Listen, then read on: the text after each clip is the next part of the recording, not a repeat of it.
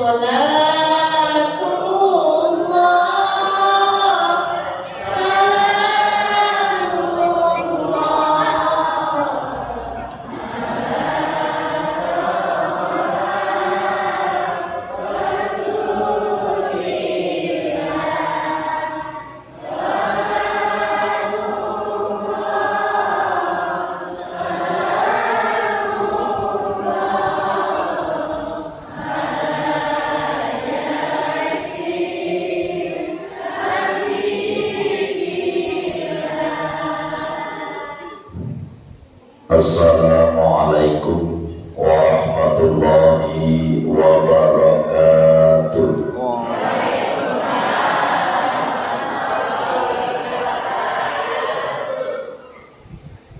Bermantul masih jam 8 bermantul. Bismillah, alhamdulillah, wa syukurillah ala nikmatillah, la hawla wa la quwwata illa billah, amma ba'da. Hadratal mukarramin, para alim, para ulama, para kiai, tua tengganai yang senantiasa kita harapkan barokah doanya, wabil khususan khasam beliau Hadratus Syekh Murabbi Ruhina wa Murabbi Mahadila Al-Alim Al-Ulama Sahibul Karamah wal Fadilah, beliau Al-Mukarram Jami'il Ulama Warasatul Anbiya, yang insyaallah senantiasa kita harapkan barokah serta ilmu nafi'nya. Kepada Bapak Imam Masjid, Imam Mushola, beserta pengurus syarahnya, juga segenap jajaran pemerintah setempat yang tidak mungkin saya sebut satu persatu, yang insyaallah juga dimuliakan oleh Allah Subhanahu wa Ta'ala. Kepada bapak-bapak, ibu-ibu, hadirin tamu undangan yang berbahagia,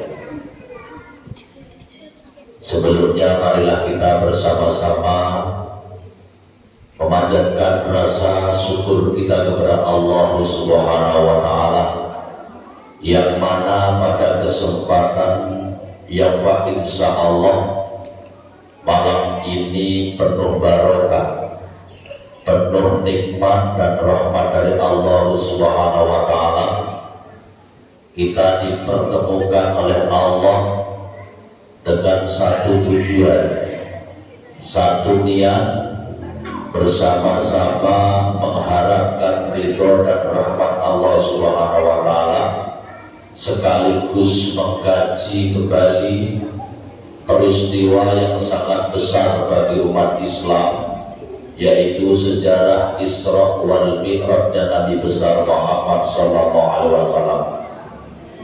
Dan juga tak lepas dari niat kita pada malam hari ini bersama-sama mencari sedikit ilmunya Allah lewat peringatan Isra wal Mi'raj Nabi besar Muhammad sallallahu alaihi wasallam. Atas rasa syukur kita kepada Allah, marilah kita bersama-sama kita ucapkan biqaulina alhamdulillahi rabbil alamin. Sholawat seiring salam semoga tetap terlimpahkan kepada junjungan Nabi Agung Nabi besar Muhammad sallallahu alaihi wasallam, salah satu nabi yang Allah berikan tugas, yang Allah berikan mandat, memberikan syafaat, memberikan pertolongan bagi umat-umatnya dunia sampai akhirat nanti. Mungkin Bapak Ibu adanya kita hadir pada malam hari ini, di hati kita tumbuh rasa cinta kepada baginda Nabi besar Muhammad Sallallahu Alaihi Wasallam. Atas rasa cinta kita kepada beliau, mari bersama-sama kita aturkan di qaulina Allahumma sholli wa sallim wa barik alaihi. Bapak Ibu hadirin yang berbahagia, di kalangan umat Islam dari mulai Sabang sampai Merauke, acara-acara seperti ini tidak asing lagi Bapak Ibu. Seluruh umat Islam pada bulan-bulan ini banyak yang mengadakan peringatan Isra wal Mi'rajnya Nabi besar Muhammad Sallallahu Alaihi Wasallam. Dan di akhir zaman ini banyak sekali saudara-saudara kita yang hampir lupa. Karena apa saya sampaikan hampir lupa? Banyak sekali permasalahan-permasalahan yang menghimpit pribadi kita, permasalahan yang menghadang keluarga kita, baik dari segi ekonomi, baik dari segi budaya, yang sehingga semuanya itu hampir mengikis nilai-nilai keimanan kita kepada Allah Subhanahu wa Ta'ala. Makanya Bapak Ibu hadirin rahimakumullah, kita pada malam hari ini diajak oleh segenap saudara-saudara kita yang ada di Dusun Limburlan, Dusun Kukus. Apa sih hikmah dari Isra wal Mi'raj Nabi besar Muhammad Sallallahu Alaihi Wasallam? Yang pertama, panitia mengajak kita agar supaya mengingat kembali bahwa kita umat manusia yang harus akan nikmat, umat manusia yang harus akan rahmat, umat manusia yang harus akan ilmunya Allah. Pada malam hari ini kita diajak oleh panitia untuk mengingatkan rohani kita agar selalu ingat dan takwa kepada Allah Subhanahu wa Ta'ala.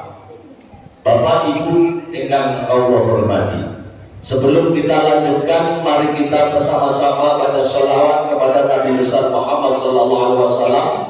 Karena sabda baginda Muhammad Sallallahu Alaihi Wasallam, siapa yang memperbanyak sholawat kepadaku, maka nanti akan aku gandeng umat-umat yang memperbanyak sholawat kepadaku nanti di akhiratnya Allah Subhanahu wa Ta'ala. Mungkin semua umat manusia ini hidup di dunia ini kepengennya selamat dunia wal akhirat. Kira-kira enek ora wong sing nggak pengen selamat dunia akhirat? Ada enggak satu umat manusia yang enggak pengen selamat dunia wal akhirat? Semua umat manusia kepengen selamat dunia akhirat.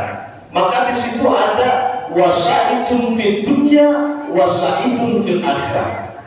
Ada golongan umat manusia nanti di akhirat, di dunianya selamat, di dunianya mulia, di dunianya kaya raya, di akhiratnya Allah Subhanahu wa Ta'ala juga mulia, diselamatkan Allah dari siksa api neraka. Siapa yang memberikan pertolongan kita Bapak Ibu? Tiada lain syafaatnya baginda Muhammad Sallallahu Alaihi Wasallam. Mari kita sama-sama membaca sholawat agar kita benar-benar diakui umatnya baginda Muhammad Sallallahu Alaihi Wasallam. Bareng-bareng oke? Sebentar mau bersengaja? Sebentar mau oke? Sallallahu ala Muhammad, sallallahu alaihi wasallam, sallallahu ala Muhammad, sallallahu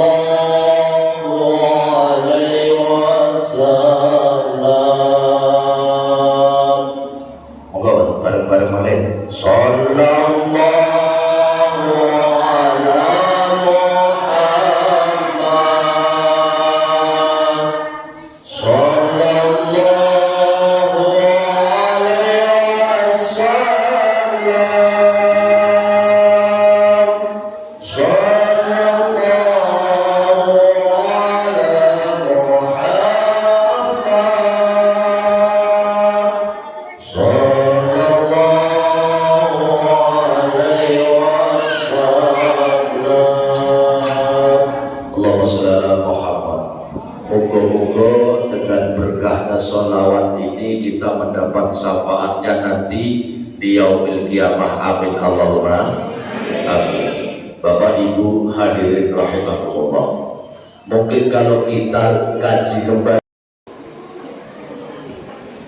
dengan peringatan Isra wal Mi'raj Nabi besar Muhammad SAW, mari kita jadikan sholat sebagai kebutuhan dan sebagai cahaya untuk kehidupan dunia wal akhirah.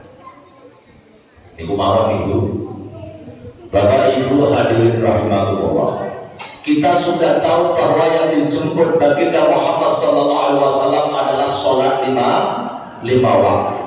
Karena hambatan, karena kebutuhan, karena kehidupan, karena kesibukan, banyak saudara-saudara kita umat Islam di akhir zaman ini yang meninggalkan sholat lima waktu.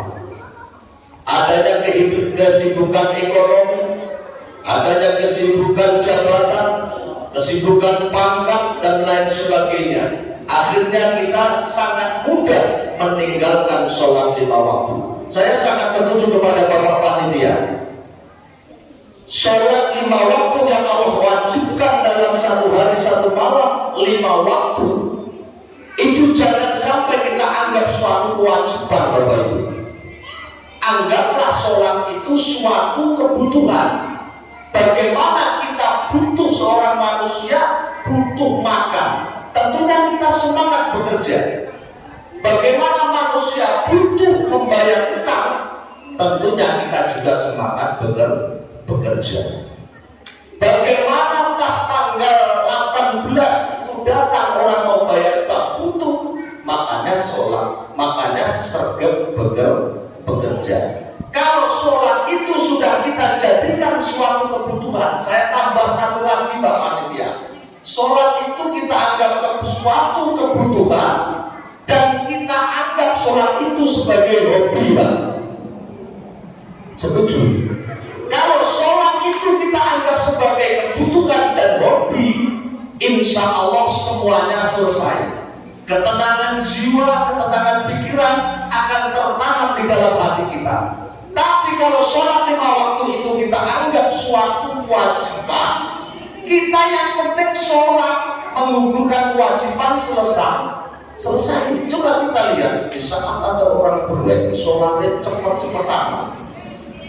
Di saat ibu-ibu ada di prasmanan, sholatnya cepat-cepat. Bahkan ada ibu-ibu yang tidak melaksanakan sholat. Makanya di samping sholat itu kita anggap suatu kebutuhan, sholat itu kita anggap suatu kehobian. Coba Bu, kok ono bojone sampean ki hobi manuk, wangel itu. Iki ada sing tukang adu manuk. Betul? Kok ada suami jenengan itu hobinya mancing? Ada orang yang mancing? Gak ada? Ada. Orang itu kalau hobinya mancing, harga walsan itu 2 juta dibeli karena hobi. Istrinya ngomel gak peduli, anaknya minta sangu juga gak dipedulikan. Yang diberikan adalah walsan mancing. Karena apa? Hobi. Kok ada orang hobinya selingkuh? Bahaya gitu. Bahaya. Ibu-ibu berbojo hobinya selingkuh, nyamar nih. Nggak kena diomong, dinasihati juga nggak bisa. Makanya orang itu kalau hobi susah dinasihati. Makanya saya cocok, sholat itu kita anggap kebutuhan dan kita anggap kehobian. Insya Allah kalau sholat itu kita anggap kebutuhan dan hobi, insya Allah satu keluarga akan tenang, satu keluarga akan barokah. Makanya satu-satunya pahala yang akan Allah buka nanti pertama kali adalah sholat 5 waktu. Makanya setiap hari kita dipanggil oleh Allah 5 kali. subuh kita dipanggil Allah, zuhur kita dipanggil Allah, asar kita dipanggil Allah.